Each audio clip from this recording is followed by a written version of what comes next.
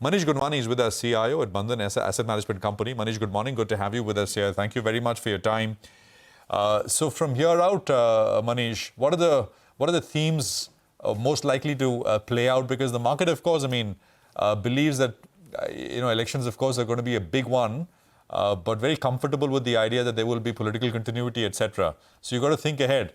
What are the big macro themes and sectoral themes which will likely play out where one can still make money? Manish, let's start there. So from a macro perspective, I think the biggest positive spot is the currency to our mind, both from the perspective that the dollar is likely to be weak to our mind medium term.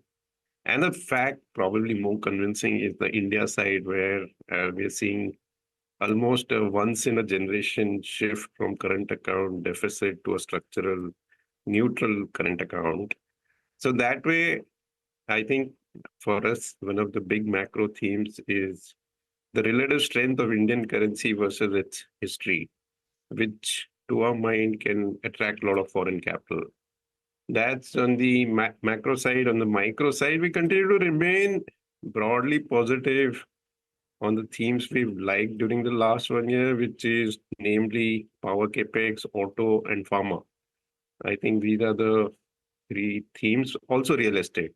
So maybe these four themes are what we broadly overweight in our portfolios. Largely domestic, because one is the domestic economy seems to be having more momentum, higher growth, better macro stability than the global economy. And two is that even from a valuation perspective, some of these themes we think are, given the kind of growth that may happen, given the kind of multi-year cycle they are in, we think the valuations are pretty reasonable. Sorry, Manish, I was trying to come in there, but I'll come to individually these sectors. But on the rupee, which you said that's a big one, are you expecting the currency to strengthen? Is that what you're saying? Or the rate of annual depreciation will be much lesser as compared to history? See, that will depend on a lot on RBI's policy. I think if we are trying to match Asian currencies because of manufacturing and being competitive, then it may not really appreciate too much, but our forex reserves may keep going up. But the point is that even if it is, let's say, flattish for 2-3 years, I think that's a big break from the past, because historically we've seen 3 to 4% annualized depreciation of the rupee. So a currency which looks to be depreciating a lot less or maybe even flattish, when you see the yield on Indian bonds or Indian fixed income or various Indian assets, and assume that the currency is going to be flattish or not depreciate more than 1%, then I think in the global context, it is very healthy return, which is why I think that medium to long term, there'll be a lot of foreign capital flowing into India of various kinds, whether it is FDI, FI, debt, NRIs buying property, various kinds of capital will come in. Okay. Manish, hi, good morning and good to see you in after a while. What is the best way for retail investors to approach this market now up until elections, right? Because the long term is intact, we all know that. But in the very shorter term, given that we're sitting at all-time highs, there's some concern about the outcome of the elections not being as favorable for the market as one would have expected about 6 months ago. Your thoughts, and for the here and the now, what's the best advice? Look, a lot of times in markets, we face these events which are very difficult to predict. And honestly, I think risk management is the key word out here. So everyone should be very clear what is the objective. So for us, for example, if you're benchmark investors, our risk is how much do we deviate from the benchmark. For retail investors, if they're more absolute return focused with a bigger priority on downside protection, that is a different risk profile. But once you recognize the risk profile, I think it's such a big event, you're better off not taking too much risk. So I think it's perfectly natural for like a fund manager, if they were to go closer to the index, I think that would be perfectly natural and a decent way to handle this event. Similarly, for retail investors, not to be either too over allocated to equities or under allocated to equities is, I think, a good way to handle these big events. But in terms of, you know, if one wanted to focus on sectors, right, banks have come back in a big way, or at least that's the expectation. Some delivery buying is picking up in private sector banks. Is that a good way to do it? I mean, allocate a little more to private sector banks now, especially the ones that have underperformed, like an HDFC Bank?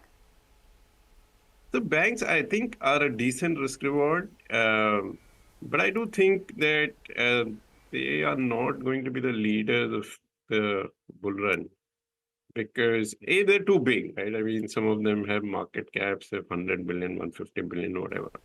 And typically in a bull run, newer sectors get uncovered. So I think, as I said, I think it's good to have decent allocation to banks. But some of the other themes like industrials, power capex, auto, pharma, I think they look more interesting at this point of time.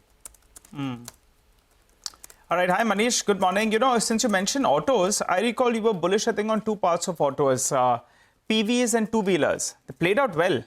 CVs, I don't think you were that bullish. So tell us, what is your current stance on it? Because that's worked out, the overweight stance on autos. Does it have more runway as well from here? Yeah, I think some of the passenger vehicle, two-wheelers and four-wheeler stocks have become slightly more fairly valued versus last time. Incrementally, I'm a bit more bullish on CVs because, see, traditionally what we've seen with CVs is that it goes through deep down cycle and a sharp up cycle.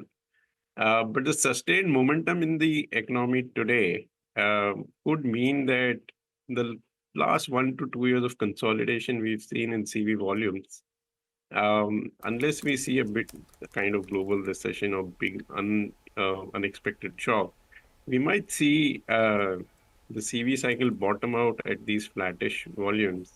And also from a valuation perspective, now when you see what is being built into capital goods stocks or a lot of other cyclicals, I think one needs to think through that if these stocks are building in so much of capex and infra happening, will we actually, if that turns out to be true, then the CV volumes have to do relatively okay, I think. I don't think you can expect a CV down cycle and capital goods stocks delivering 30-40% growth. I think that's a bit of a, usually doesn't happen that way. So incrementally, I'm probably not going to go massively overweight on CV cycle, but some exposure might be okay, I feel. All right. We leave it there. Manish, great speaking with you. Thank you very much for your time. Appreciate you joining us here on CNBC TV 18.